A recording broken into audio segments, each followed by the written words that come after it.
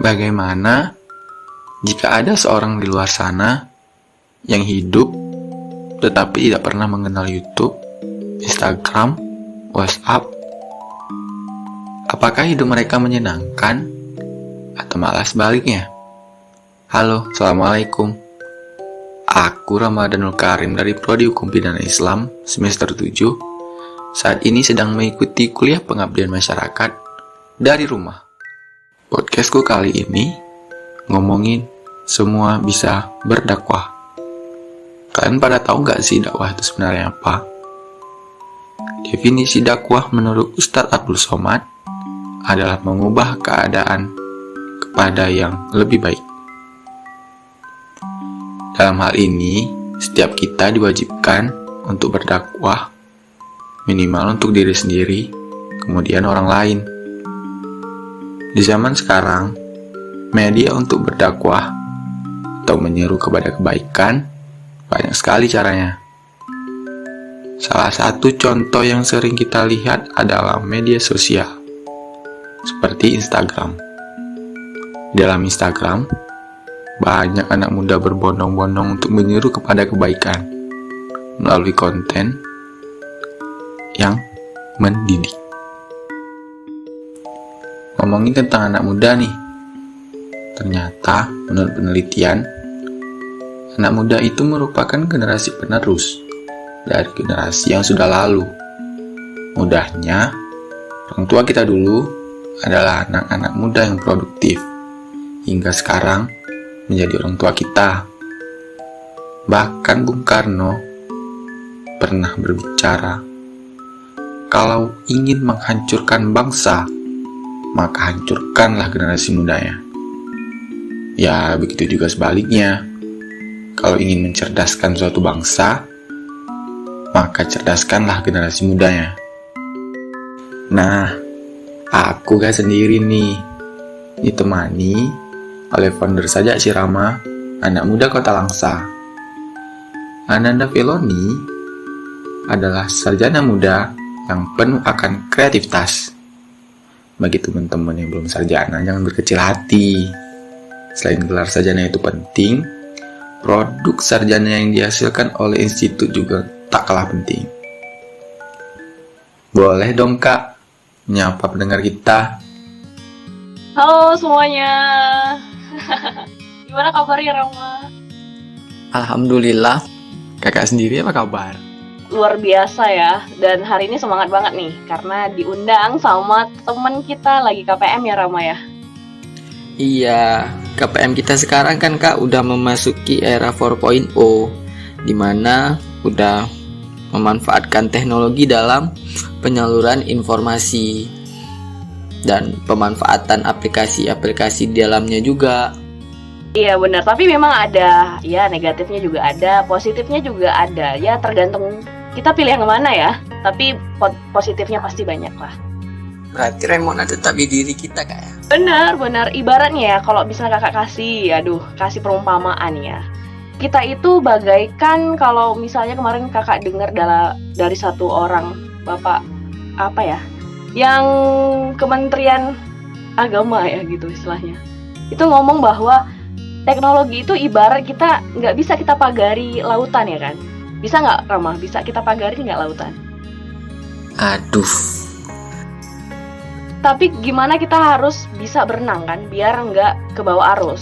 Nah itu juga kalau misalnya sekarang teknologi nggak bisa kita aku nggak mau deh pakai teknologi, nggak bisa karena akan ini masanya.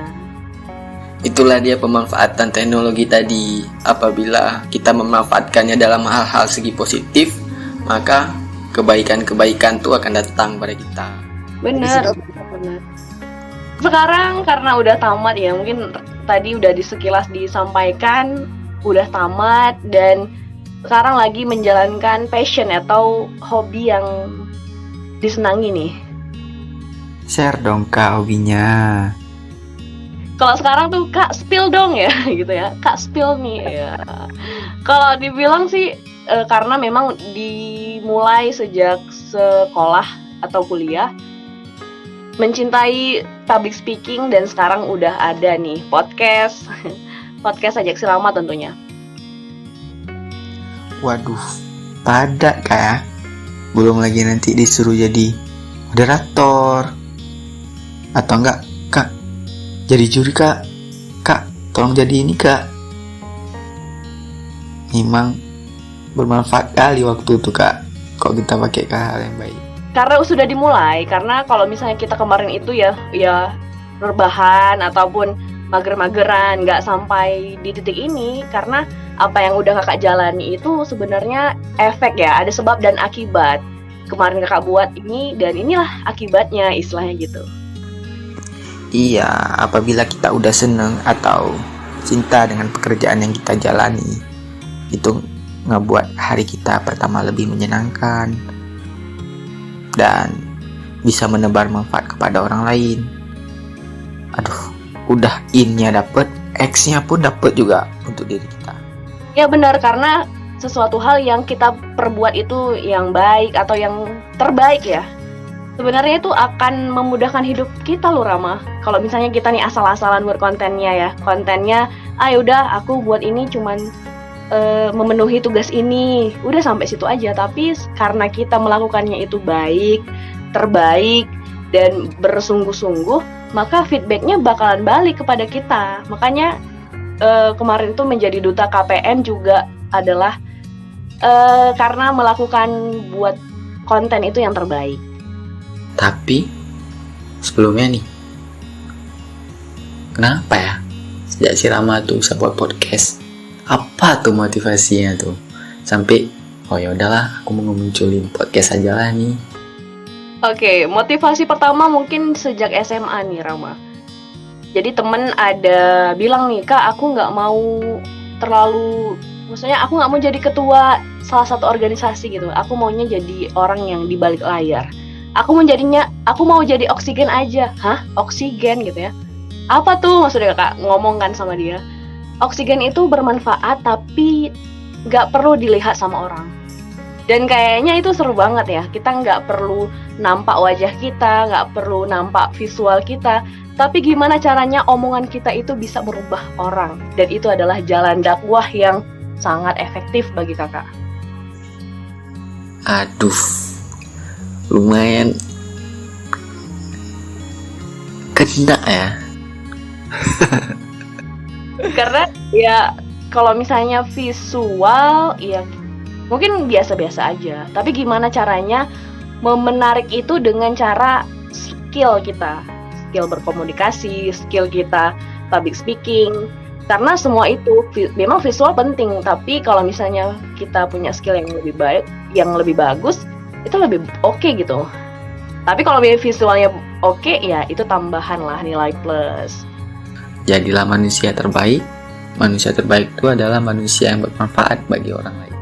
Iya, benar banget. Untuk nama podcast sendiri kak, Sajak Si Rama. Iya. Aku mau cerita sedikit ya. Kok aku sempat kayak baper kak. Sampai ada orang yang nyampein, gak usah baper, si Rama tuh artinya kupu-kupu. Apa sebenarnya arti kata dari Sajak Si Rama ya, biar Rama nggak baper lagi ya gitu ya. Oke, makna dari Sajak Si Rama ya, tapi kayak sama gitu ya dengan namanya Rama.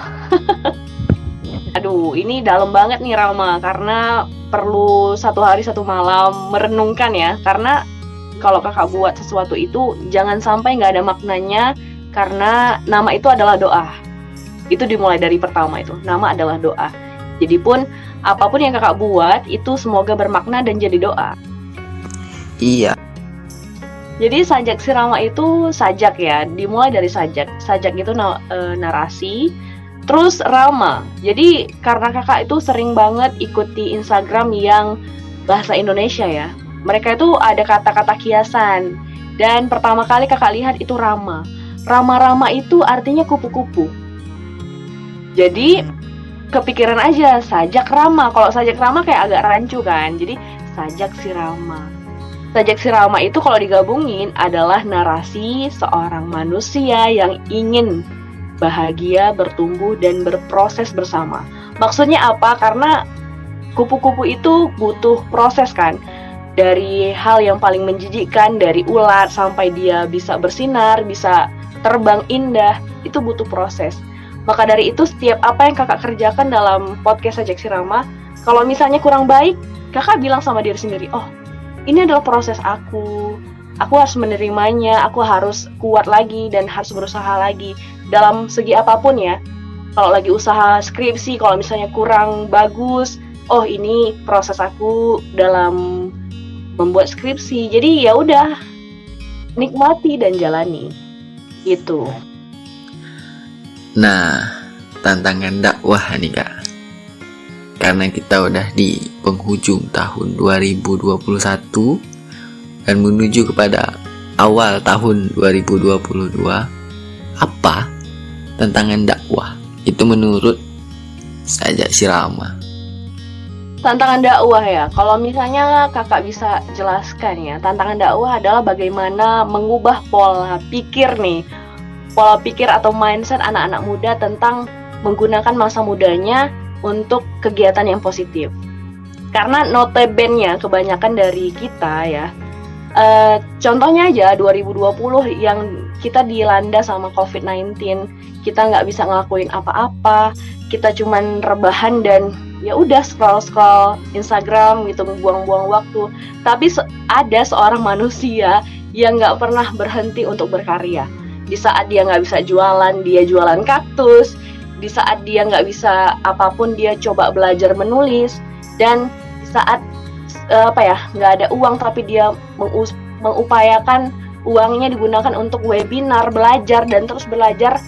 Tapi segala sesuatu yang dia keluarkan itu nggak pernah sia-sia, dan sekarang adalah hasil dari jerih payahnya untuk bisa bangkit dari keterpurukan ya, bisa survive di masa corona. Dan itu adalah diriku ya Rama, diriku yang 2020 yang bisa menghasilkan karya dan akhirnya bisa mendapatkan juara 3 nasional di KBRI Jakarta. Itu sebenarnya sesuatu hal yang nggak dipikirkan, nggak sampai di sana kepikirannya bisa menang, dan ya itu adalah kerja keras yang luar biasa bagi kakak sendiri. Dari cerita kakak tadi, aku jadi ingat dengan hukum tabur tuai. Nah, gimana tuh? Gimana sesuatu yang kita tabur sekarang, kebaikan-kebaikan yang kita tabur, atau manfaat kepada orang lain yang kita tabur di hari ini, itu manfaatnya akan kita petik tuh di beberapa saat yang akan datang, bahkan di beberapa tahun yang akan datang. Dan aku percaya itu Kak. Ya, intinya ya kalau misalnya kakak boleh kasih petuah, enggak juga ya, atau kasih kata-kata semangat buat teman-teman yang mendengarkan podcast ini, jadilah yang terbaik, jangan harap yang terbaik. Maksudnya apa? Ketika kamu yakin bahwa apa yang kamu lakukan itu merupakan hal yang terbaik dan tidak mengharapkan uang kah, ketenaran kah, atau popularitas kah, dan itu memang murni kita lakukan dengan kesenangan hati ya, karena sesuatu yang dari hati bakalan sampai ke hati. Pokoknya semangat. Terima kasih Kak di pagi yang cerah ini, meluangkan waktu untuk berbagi sesuatu yang berharga dan diakui orang sebagai guru yang terbaik. Ya, yaitu pengalaman, juga hal-hal baik, ciptakan, membangun, mana kita ketahui teknologi merupakan kiasan dari laut yang sangat luas. But how make it better than personality, anybody, and light to the future. Iya, benar. Sama-sama. Selamat pagi semuanya ya. Semangat. Pokoknya harus semangat.